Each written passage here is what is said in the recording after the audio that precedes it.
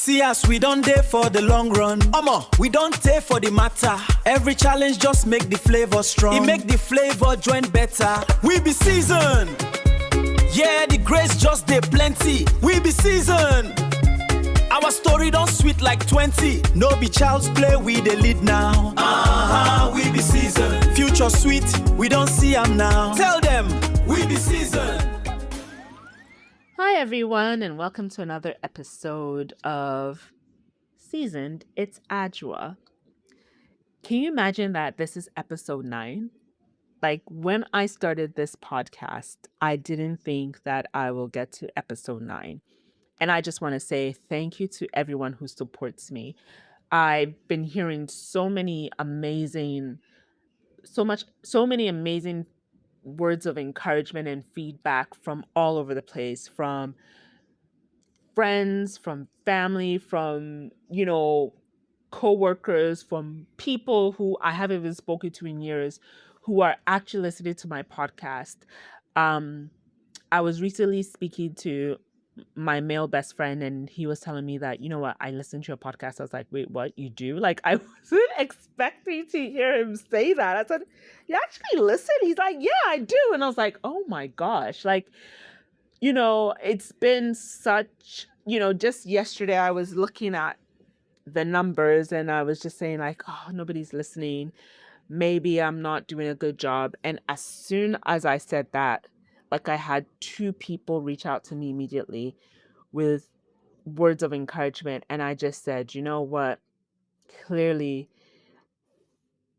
I'm on the right path. This is God's path for me. And everybody's saying the same thing, and it's so encouraging that this was the time that I had to do it. I thought, when I've been trying to do this podcast forever, since I got divorced, but I just couldn't get round to it. I always found an excuse. And so I think this was the time. And the fact that I'm able to do it every week without fail by myself, right? I'm literally recording by myself. And editing it by myself. So it's the time, and I'm just grateful. And I pray that, everything that I say and I do, it's not because I'm looking to be the next big person. I just want to share my story, share my experiences, and encourage people who are in similar boats, who are questioning why their life is the way it is, and to reassure them that they're not alone. When I look at my life at 43 years old, my mom and my dad had been married for years. My siblings and I were, when my mom was 43, 44, my dad 44, 45. Um, my siblings and I were, you know, we were kids then, but we were not young kids. My brother may have been maybe 4, 5, 6 around that time. And my sister and I were like 10, 11. So we were grown. And to see my life now, very different from my parents' life. I'm divorced, at home, living with them, no children. It is very different. So it's very easy to feel like, oh, I'm not where I need to be. But I'm just grateful that my journey may not be my parents' journey, but it is my journey. And there's certain things that I am doing and going through that they will never have gone through. And it's a different time. And there's a lot of us who are in the similar boat. So for those who are listening and feel like they're left behind, you're not alone. And God has a plan and he's making it work. So yeah, anyways, I just want to go straight into what I wanted to talk about. Yesterday, I had the privilege of going to my old elementary school or primary school, our 70th anniversary dinner gala. We're raising money for the school to extend and expand the school. And so there was a fundraising dinner, and it was nice to just dress up and meet up with some of my classmates that I haven't seen in years, right? Some of them, I think all those who attended, I have seen. Some of them I went to like high school with them. Some of them, we've been in touch. We were in the same circle of friends, yada yada yada. But some of them I haven't seen since I moved back to Ghana after being away for 11, 12 years. So it was good to see them, right? And I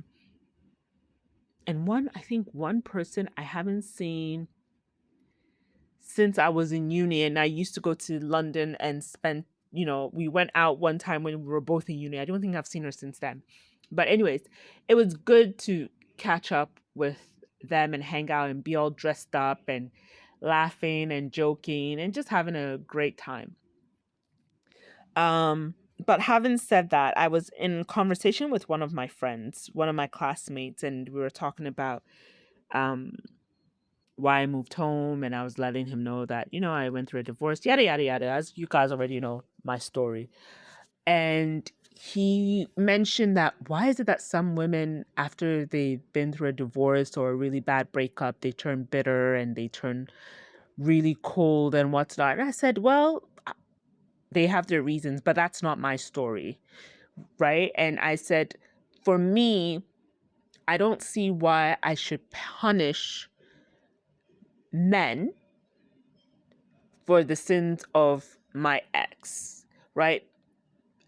Our relationship didn't work out, as you already know. In hindsight, if I'd paid attention, I wouldn't be in this position. But I am not going to let what we went through or having a bad marriage turn me away from prospectively meeting somebody who I'm meant to be with. And I even had this conversation with my mom this morning. And I said, because we were talking about somebody, and she was like, I hope you never become cold or distant or negative because you've been through a divorce. And I said, no, I can't. Like, at the end of the day, I remember this conversation, this thing that came into my mind. The minute my husband said, my ex-husband said he was ending the marriage, and we got off the phone. As devastated as I was and as broken as I was, the first thought that came to my mind, I will finally meet the man I'm meant to be with. And I think in that moment, it was the Holy Spirit telling me that, girl, like, he ain't it. He never was it. But you didn't want to listen. So, well, here we are.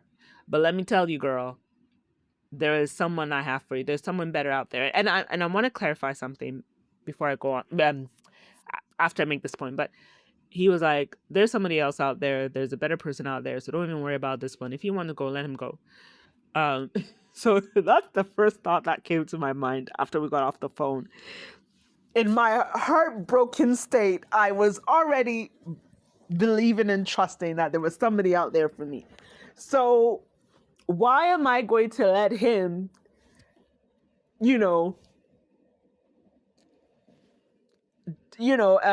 basically be the reason why I don't meet somebody else? Like, what?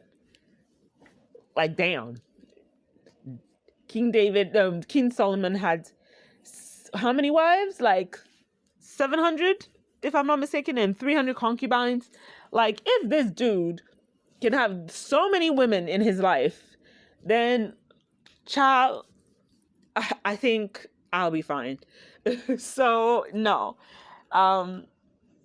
Yeah. But I just wanted to, before I go on, I just wanted to reiterate this statement. And I might get a lot of backlash from it. And I might get a lot of people coming at me and saying you are saying something that is wrong. But let me say this. We are not destined to be with, there's somebody for somebody out there. There's somebody for all of us. There's a person out there for us. But there's also multiple people out there for us. And if one person doesn't work out, it does not mean your chances are over. As much as I like to believe, and I'm a woman of faith, I have strong faith in God. But I will say this, and before I say it, let me just say my whole topic is about dating after divorce. So just so you know where I'm going with this. But I will say this before I go deep down into my whole topic. I truly believe that God will present people to you. But if you're sitting there waiting for God to bring a specific somebody into your life, and I say this very carefully before people come after me, you are going to end up missing out on someone you could make life work with and will be really good for you. Because we are living in a time where we're having so many relationship gurus and churches and pastors coming out and saying that God will bring you your husband, God will bring you your husband, God will bring you your wife. This is what you have to do. And these are the 10 signs to show that your husband is on the way, and this and that. Da, da, da, da, da, da, da, da, da. A lot of us have been forced to be frozen in time, waiting for that person to show up. And so when somebody comes and they're not the way that they're supposed to be, or they don't show up the idea of how God is, because some pastor said your husband is supposed to, or they said your husband is supposed to be da da da da, then we disqualify everybody that comes our way. I had to literally look this up in the Bible before anybody comes to me to see if God specifically told anybody in the Bible that this is your husband or this is your wife. The only time he chose a spouse for somebody was Hosea. And he even gave Hosea a prostitute, and he was doing that to show that this is how Israel was behaving towards their relationship with God. Everybody else, when it came to Ruth and Boaz, all of us who are waiting for our Boaz was willing to give up Ruth for somebody else. And he said, well, if nobody else steps, the person who's meant to be with you, if he doesn't step forward, then I will take his place. Right?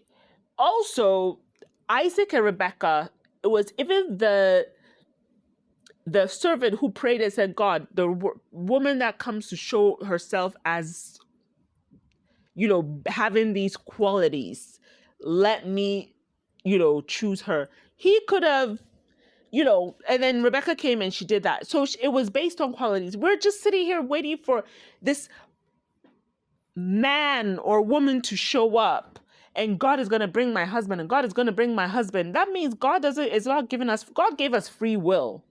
First of all, God gave us free will. But we can ask for wisdom and discernment for God to give us the wisdom and discernment to decipher if this person is right for us. And that's something I'm learning to do, because it's very easy to say, I'm waiting for God to bring me my husband. And then I'm not saying God is not capable of, but he never promised to bring you a husband. He will give you the wisdom and discernment if you ask for it, for you to see the right people that he may bring forward as options. That is why when, your relationship ends, you can end up with somebody else, because if we're all destined to be with one person, wouldn't life be boring if we were all supposed to know who we're meant to be with from day one? The minute we were born, they assign you a husband or a wife. Here you go. Then you wouldn't even get to know who you are. You wouldn't even get to know the qualities that you're looking for in a partner, blah, blah, blah, blah, blah. For those who are against what I have to say, I wait for you in my comments. But moving on. Dating right now is not an Olympic sport. Let me just say this. Dating is not an Olympic sport. It is pretty much Navy SEAL training. It is only for a specific group of people who are resilient and tough and can endure. And I'm not disqualifying anybody from dating, but I'm just saying that it is not the dating that your friend who has been married for 20 years, her type of dating that she experienced, or our parents, the way they dated, like, it's not that. Even me being married for the shortest period of time, being out of marriage right now, what I have seen in my short time is even far worse than what I left behind. What I left behind before I met my ex was horrendous. Now, it is in this short period of time, it is just, God have mercy. Let me just say this. I know I haven't really talked about my dating life since I've been divorced. And I will just say that when my marriage ended, obviously I had to go through a grieving period and what's not, and coming to terms with it. And then when I finally came to terms with it, you know, the divorce process is long. You know, we were not married long enough for us to just file for divorce and have like a quick divorce thing. We had to wait till we hit our 1 year mark of marriage before we could even file for divorce. And that was a whole nother, took so much. So by the time I was divorced, I was ready to be divorced. But during the time of like going through the divorce, I did not want to date anybody. I didn't want to really give anybody any kind of FaceTime or attention, only because I wanted to make sure that that chapter in my life was done, completed. I also didn't want to give any kind of ammunition to my ex, even though he and I were not in contact and we're not speaking. Chale, Ghana we did. People talk. The minute somebody ran into me and saw me dating somebody, news can go back to him. And I didn't want, not that he would um not that he would have cared, but I didn't want to have him make my life difficult for me during the process of the divorce and come back and say, oh, so now you were cheating on me during this, and this is why I'm justified. I wanted to, and also I didn't want to bring anybody into any kind of divorce drama in case it became far worse. It was bad enough when the marriage ended the way things went, but I wanted to make sure that if I'm going to start dating, there is no residue, no baggage from my past. I'm coming in as a clean slate. I'm proper divorced. And I can just do my thing and be free, and can't come after me and say you were doing this and that, blah, blah, blah, blah. So yeah, so I kind of stepped away from that and also focused on my healing, settling in, my job, just, my health, everything. I didn't need any distractions. So now that I am, I've been divorced since August of last year, I am ready for today. I'm ready to meet somebody. I'm ready to have someone I can hang out with, talk, laugh. I'm ready to take each stage as it comes, right? Like, I meet somebody, we get to know each other, we talk, we go out on dates, we hang out, we spend time together, we do, I'm not asking that we, do anything like out of the ordinary, but, we spend time together. We maybe sit on my couch, watch a movie, sit on his couch, watch a movie, listen to music, do whatever. Once in a while, we go out for dinner, we go hang out, we run errands, we do the mundane things that couples do. We still have our separate lives. He does his thing, I do my thing. And then we slowly see if this is what we want, and then we move into, okay, well, since we've been hanging out, getting to know each other, I like you, you like me. All right, let's see if we can be exclusive. We're dating exclusively. You know, there's nobody else but just the two of us. And as we're dating, we get to know each other, still dating, seeing where it goes. And then we become full blown boyfriend, girlfriend. And then, yeah, is marriage on the table for me? Sure. If marriage happens, great, lovely, but it's not the end game for me, only because I've been married before. I've had the wedding. I've done the, the Mrs. thing.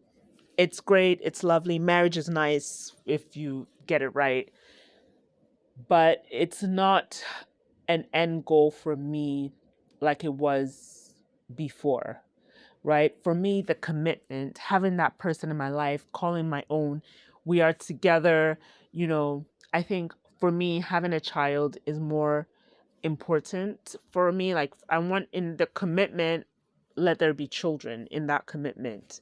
Um, if it's God's will that we have our own biological children, great. If it's not God's will and He has children, then I'll be an amazing bonus mom to them. But I'm more focused on the commitment of it. And yes, marriage comes in, and if we, as we're together and we realize that, hey, let's make this thing official, let's get married, great, let's do that. I'm not looking to have a wedding or anything. We can go to the courthouse and sign and maybe invite some friends over if we have a nice backyard and throw something in our backyard, or do something destinate, go on a holiday somewhere and get married there. Who knows? Whatever. I'm not so hard pressed on being Mrs. Somebody because I've done it. And even if when I do get married, I'm not changing my name. So there are a lot of implications to it. Obviously, marriage is still, I still believe in marriage. It's still a big thing. I think marriage is sacred and it should be honored. But I also believe that, and I'm not saying that I can't have marriage or I won't have marriage, but I'm just saying that at my stage in life, it's not the end goal for me. If it happens, great. If it doesn't, I'm happy. But commitment, relationship is more for me than anything else. But yeah, it's dating now, it is hard, super hard. Because, oh yeah, and before I even go into that, I was talking about, yeah, I'm not dating anybody at the moment. I do have a crush. I do have someone I have a crush on. And that's where it ends. It's a crush. There's nothing going on there for it to be worth talking about, but it's a crush. And, you know, somebody else comes my way and that person is willing to pursue something with me, great. If my crush decides that, hey, I also have a crush on her, I want to date her, great. Either way, at this moment, I'm a single woman living my life, enjoying my life. I'm not holding my breath for anyone. Whoever steps up and I'm feeling them, they're feeling me, we'll see where we go. But I'm not holding my breath, or not holding on to I'm not holding on to one person and saying it has to be this person. But yeah, I'm allowed to have crushes. We all do. But yeah, having said that, um, dating is, as I said, it's Navy SEAL training. It takes very strong people to stay in this game because, especially now being divorced, it is not easy. You're meeting guys who are, and I'm in my 40s, and I'm sure there are women who are older, and I'm sure the 30 somethings and the 20 somethings have something to say too. But for me in my 40s, dating, it's like I prefer men who are older than me, right? And when I say older, I'm not saying that like 15, 20 years somebody's grandfather old, but I'm talking about men who are in their 40s. 40s, older 40s than me, in their mid to or late 40s, or early, like 51, 52. 50, 51, 52. 52 is max for me. Type of men that I'm looking to date. Those are or to have relationships with. That's my ideal. The salt and pepper. Give me a man who is salt and pepper, dresses well, smells good, classy, likes the nice things in life, has a good career. And yeah, I'm not settling for, like, I need a man who has his ish together. He's got his money right. He's got his own thing going on. He's established in his career, all of that. I'm not looking to somebody who's still hustling, chalet, figuring themselves. I mean, I don't even know. My salary is not enough for me. Me, I'm used to a certain. I like on my own. I'm used to a certain standard of living. So I cannot date somebody who I have to reduce my standard of living to accommodate them or to make them feel good. Um, I like nice things. I'm not gonna lie, and I can provide myself these nice things. I was brought up in a home where my father could afford to give us nice things. So I am used to a certain standard of life. And I'm not trying to come off as a gold digger because I make my own money. It might not be a huge amount of money, but I make my own money. I drive. I have a car that I use and I drive. And, you know, yeah, fine, I live at home, but I'm in a position where I'm comfortable, right? I can go eat at certain restaurants. I can do certain things. I can afford to get my hair and nails done on my like things. I can do certain things for myself, right? And if I'm not able to, my dad is able to step in. So I've been brought up. I went to very good schools. I have a certain standard of living, and I tried to lower my standard with my ex because of whatever reason. And it would have been rough. It was rough. So now I'm looking for a certain standard of living. I'm not saying I'm looking for a sugar daddy. No, but I'm looking for a man who's established in his career, has got his stuff together, his money is right. We can live a certain lifestyle without having to I don't have to compromise how I live now to accommodate, his ego. So yeah, that's what I'm looking for. So yeah, a good guy who's got his shit together, who's mature, who communicates, who's nice, who's friendly. I can be myself. For me, I don't want to shrink who I am. I want to be who I am. We can banter, we can laugh, we can joke. I can be myself. He can be himself. We can put down the airs that if we're out in public, we can fit into any whatever circle if we need be. We're both family oriented. That for me is important. Those simple things. If he has kids, great. If he doesn't, great. Doesn't matter to me.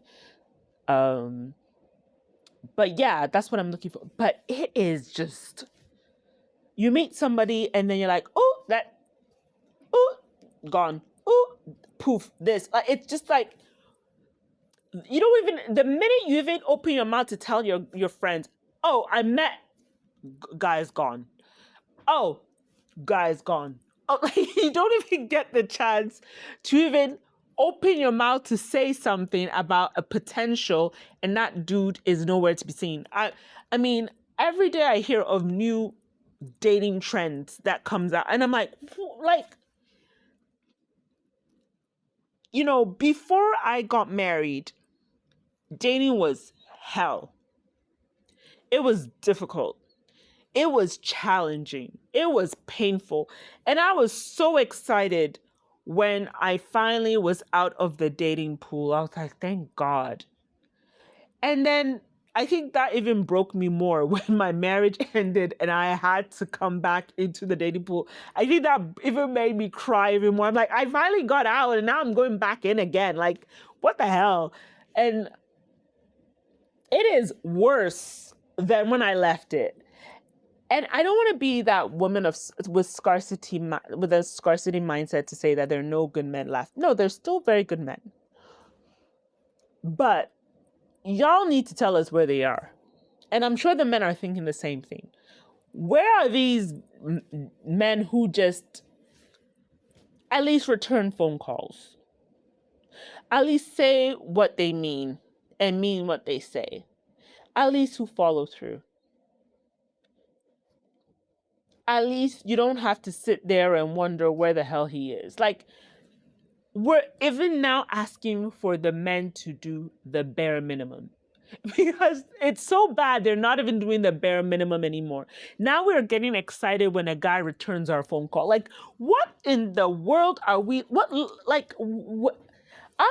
know what? This is why I understand why some women are like, you know what? F this. I ain't doing this no more. I'm tired. I got my house, I got my car, I got money, I can travel, I can do whatever I want, I can eat anywhere I want. If it's an itch I need to scratch, there are so many ways to handle that. I'm sure a lot of women have bedside aides who they don't need the physical man to do anything. And even if they do have a man, and I'm talking about the women are who have needs, not for those who are my Christian brothers and sisters, do not come after me. But there are just some people who are just like, you know what? Or they have that one guy they call that they say, you know what, maybe it's a small boy, maybe it's a guy their age. They're like, listen, they have an arrangement. Your purpose is what it is just purely physical. You come, you do your job, you go home. You don't even spend the night. You don't go beyond anywhere in my house. You don't even know my last name, type of thing. That's type of arrangement. I'm sure there are women who have that and they're very happy. Personally, it's not my thing. I get too emotionally attached to people for me to say that, hey, I am just going to have a friend who comes around and does his thing. Not for me. I get too emotionally attached to guys. I fantasize too much about the minute, I'm like, oh, that guy, I like him. Oh, I get too attached. So I'm very happy just focusing my attention on other things like my career, my family, my church, whatever. Now my podcast, and leave and have my mind, my reality shows that I watch, keep my mind distracted so I don't miss on not being with somebody. But I do it's not been, maybe I haven't put myself out there a lot. I do go out with the intention of like, hey, today could be the day I meet somebody, and then I don't. But I'm not at the stage where I'm disappointed anymore, where I used to be like before marriage. I would like be so heartbroken that I didn't meet somebody, or I went out and the guy that I thought was cute didn't pay me any mind. Now I'm just like, yeah, whatever. I get to go home. I have I'm happy with where I am right now. In the stage of my life where relationship, I want it, I long for it, I look forward to it. Um but I'm not so focused. Like, it's not my end all be all, right? I'm not sitting there saying, "Oh, I can't wait to be. I wish I had a man. I need to have a man by the end of the year if I'm not in a relationship." No, not anymore. I'm at the stage where I'm like, "Oh, okay. So when it happens, it happens." I think having children is more of a pressure point for me. But even that, I am just like in the stage where I'm like, may God's will be done. Yes, I have to do the necessary things to prepare myself for it, but I am just like, you know what? It is what it is. Whatever is meant for me will not miss me, right? If it's God's will, I will prepare myself, my body to be a mom. But I'm also at the stage where I'm beginning to understand that motherhood is not just necessarily being a biological mother. There's adoption, there's surrogacy, there is, you know, being a mom tea.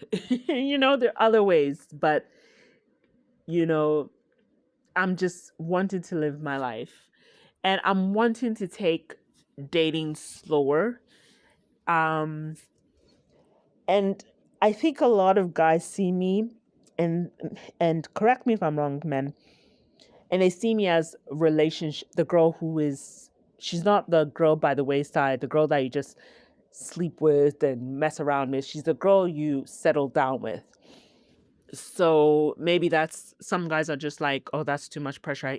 Too much for me. So I'm not ready for that. Whatever. But I will say this,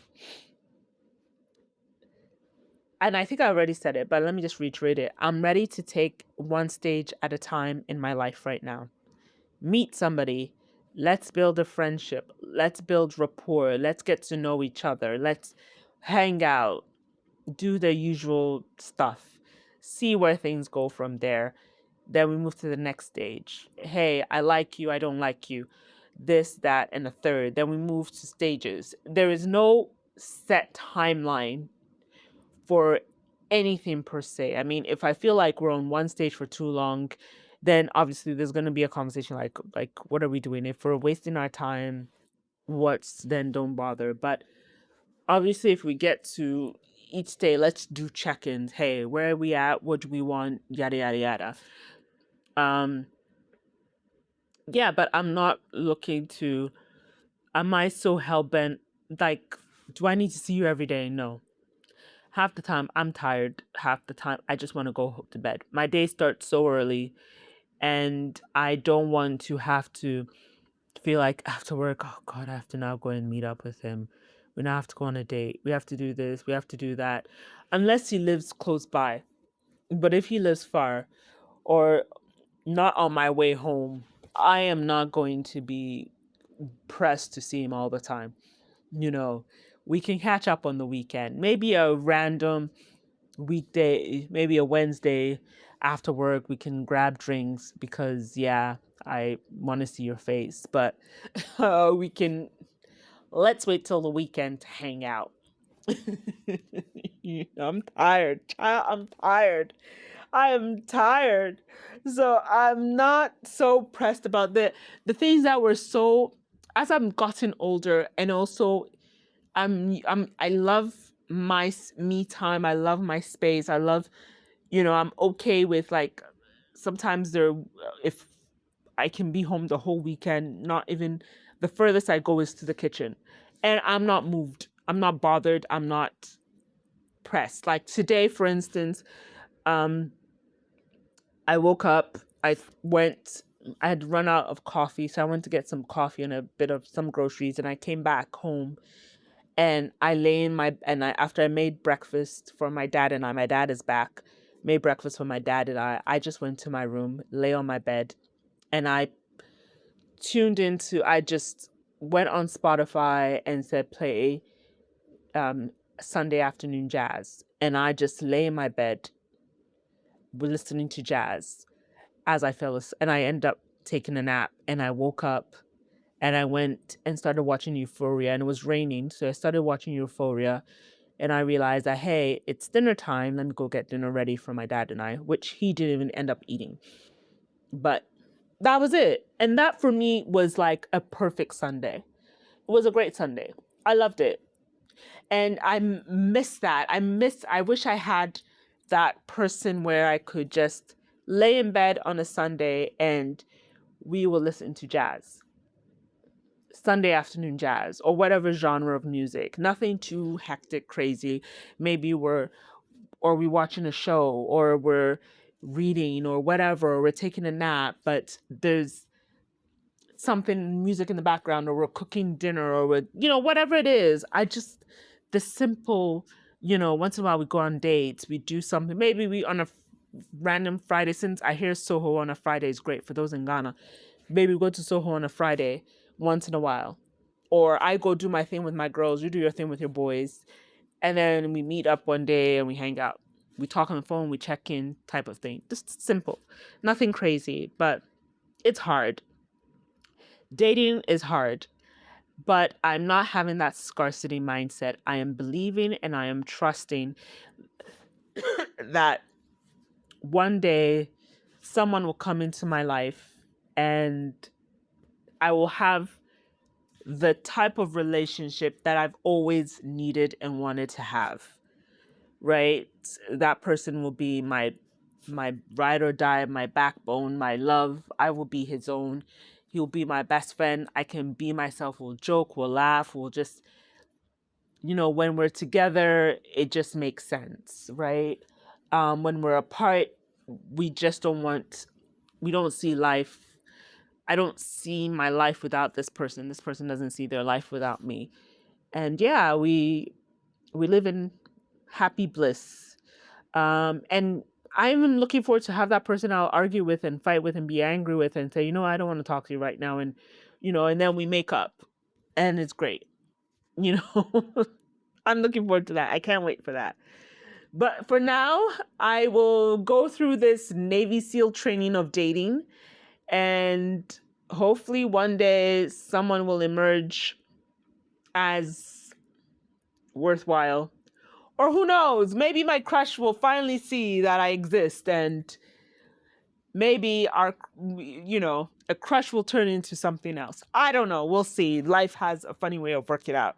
I am just going to enjoy my life and let time do its thing.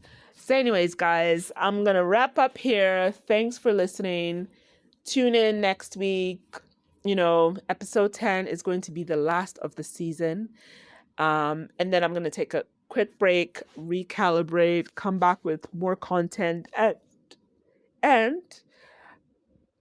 it's going to be on YouTube video. So you're going to see me talk. So you can head, next season 2, I will be on camera. So for those who want to watch me on YouTube, can go watch me on YouTube. Those who want to listen to me on Spotify or the other, podcast streaming web apps, you can do that either way.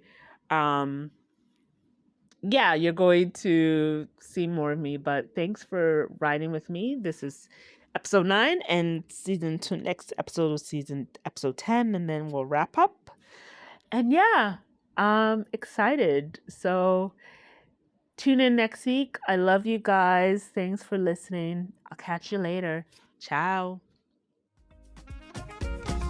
Yeah, we done for today.